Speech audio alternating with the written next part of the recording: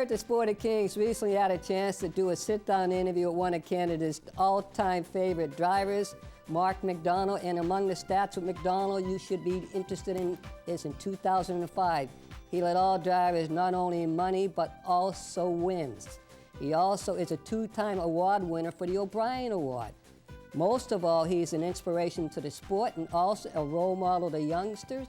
And as far as why he's here, we're going to let Mark tell you.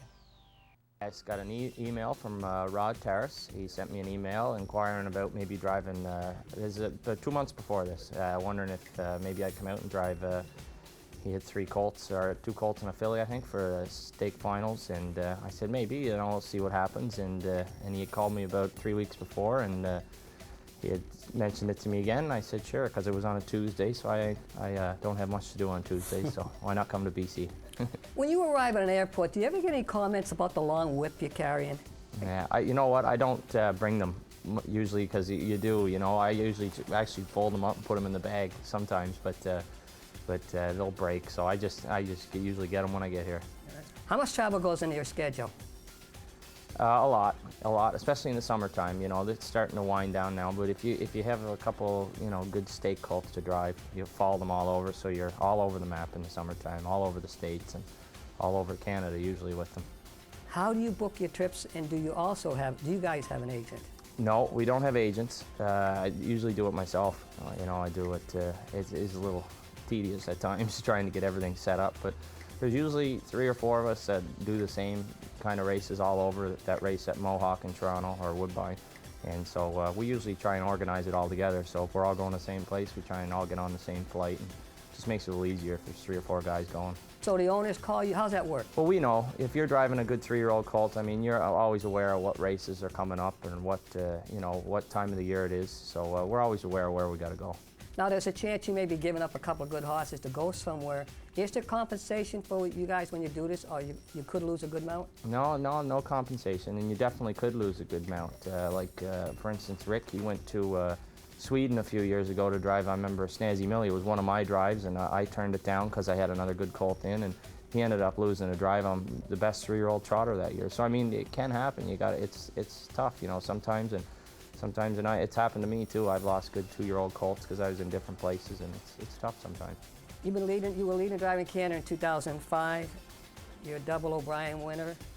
You must have had some odd moments. Yeah, well, I've had lots of crazy things happen to me, but it's probably, you know, some of that, you know, I'm just fortunate, I think, to be here sometimes, because I know and I was in a really bad accident, I think it was 2004 in January, and I almost died in that accident. I was in intensive care for a month and really had a lot of reconstructive surgery, so that was bad. I mean, I had 9 screws and 3 plates just to put my jaw together. I mean, it was a bad one. So I've had a lot of crazy things happen.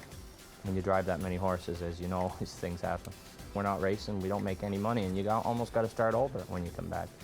You know, you miss 2 months, and it happened this year, 2008, I missed the first 2 months with a torn labrum in my left shoulder, and you know, it's been all summer grinding away to try and get back to where I was, you know, and it's a tough grind. You got to start over, you know. You go from driving in every race a night to, you know, 2 or 3 a night and trying to get back to it's hard. Mentally, what's that do to you when you know you're out of action? It's tough. It's, you know, because you're used to going all the time, and you know, you watch the races, and you know, you hate being not being out there and competing, and it's tough to sit on the sidelines, and then when you come back, you know, it's hard to get your confidence back. You know, you're starting over, you're driving bad horses, and you're trying to, you know, get back to the top, and it's hard to get your confidence. You know, it can be down, and then all it takes is a few wins, and away you go again. But it's tough to get there. Worked with a trainer for 2 months to get back in shape. You know, I really, I was, you know, because you lose it. And it takes a lot to drive 10 or 11 a night. It's demanding. What's the craziest thing a trainer has told you prior to a race?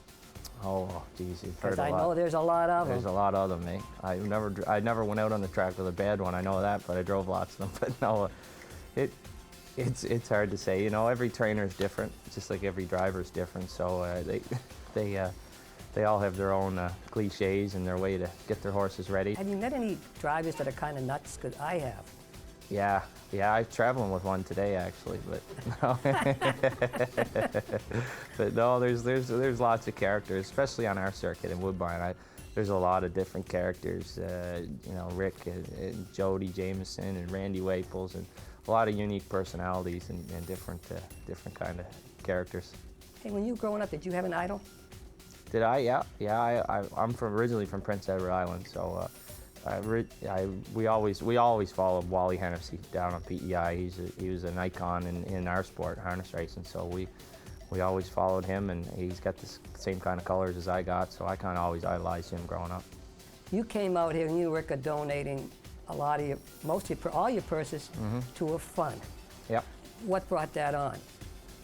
Well, I think anytime you do a tragedy, bring something like that on. He's a 10-year-old boy, and he's a quadriplegic, from what I was told. I don't know the family or anything, but I mean, myself, I got 2 kids, and that's a pretty sad story. I mean, to think something like that could happen, you know. And it's all I'm really donating is my time. The way I look at it, I come out here, and everybody treats you really nice, and you know, you're just donating your time, and it can help somebody out a lot. So, you know, you try and do as much as you can that way. Any professional athlete, they should be giving back more to the sport, especially horse racing. We don't see much of what you're doing. Yeah, well, you know, we do a lot at Woodbine. I mean, we always do. Rick's big at the Santa Claus Fund at Christmas time. We usually donate our 5% on Mondays. And me personally, I do a lot of stuff.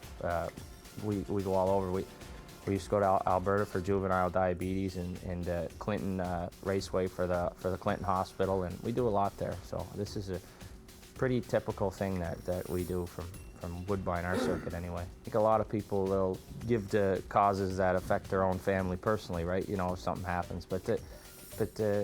I think as a whole, the harness racing are a pretty generous community. They always seem to get behind somebody if they're injured or something like that. How would you promote it better?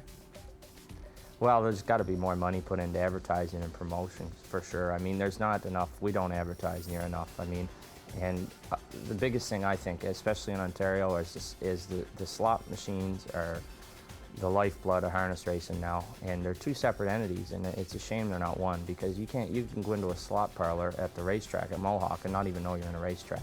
There's no TVs, you can't bet on the horses in there, and I think those really have to be combined, because we have to be, you know, we have to be able to generate our own money. You know, we can't just be dependent on the slots, because they're not always going to be there, and I think that's the biggest problem right now in our business. How do you deal with sloppy racetracks, whether here or at Woodbine or wherever you're driving? Oh, you just deal with them. You put on your mud gear, and you put on some mud screens, and you go out and just do your job. I guess that's all you can do when it's muddy. That's one thing you can't control, is the weather, so there's not much you can do about that. Do you adapt to a different driving style? It all depends. I think not so much for the mud, but the wind plays a big bias. I know, like for me, I'll usually always have to judge the different headwinds, how strong it is, because you know, you don't want to be caught in a big headwind. So the wind plays a bigger bias than the racetrack. Mark, thanks for doing this. Appreciate it. No problem. Thank you.